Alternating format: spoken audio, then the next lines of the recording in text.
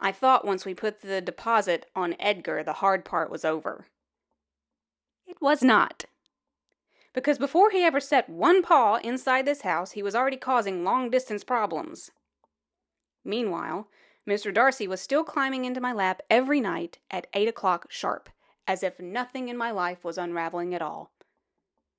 Looking back, I can say with complete confidence, I was not handling any of it well.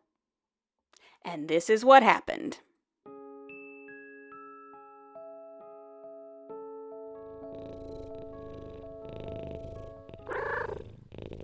We had already put down the deposit.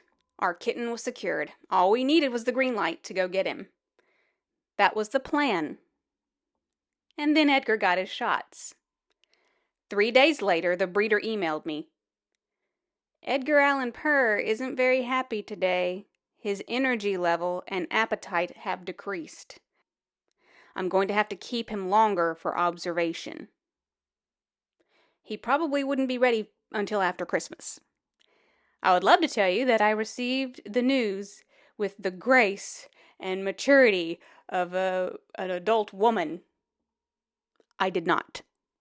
My emotional support kitty was getting delayed.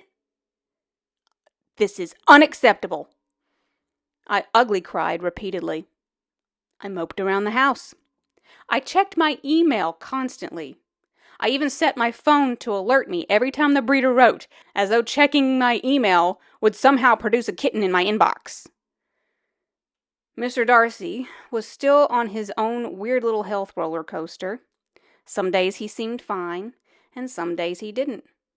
Some days I thought maybe we were going to get more time, and then the next day he'd be right back to square one.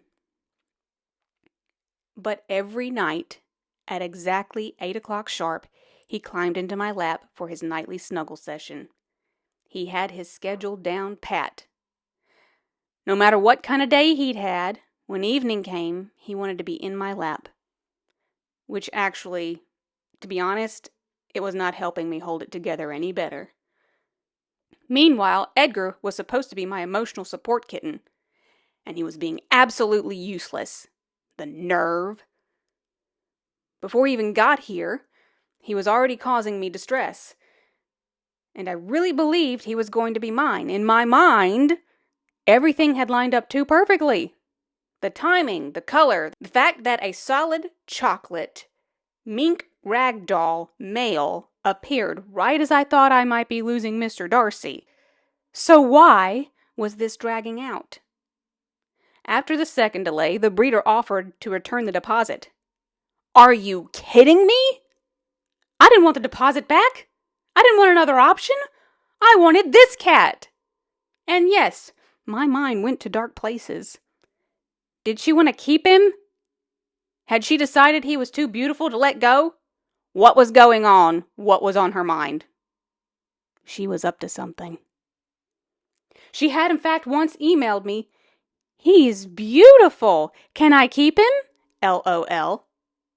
That did not help at all. I spiraled.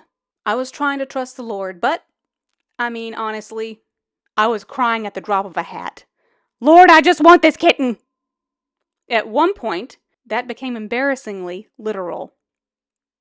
My husband and I had some sort of spat over all this, because when a person is emotionally unraveling, she does occasionally become a real joy to live with. Why are you being so irrational? He asked. What is your deal? Where is this coming from? It was coming from a woman who was not getting a kitten on her preferred timeline. And once that became clear, I had the deeply humbling experience of realizing I was essentially a 2-year-old in an adult body crying on the floor over a kitten. I just want a kitten! Not my finest hour. Spiritually, emotionally, mentally, December was not exactly a season of triumph.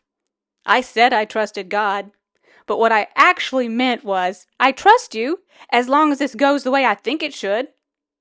Christmas came and went, and looking back, I genuinely do not know how I made it through that stretch. I do know this: God gave me grace to survive it, because at the time, it felt like torture. And still, we waited. Mr. Darcy kept wavering. Edgar kept being delayed. People started checking in. Any news yet? And finally, about a week into January, we got the email. He's ready. Come and get him.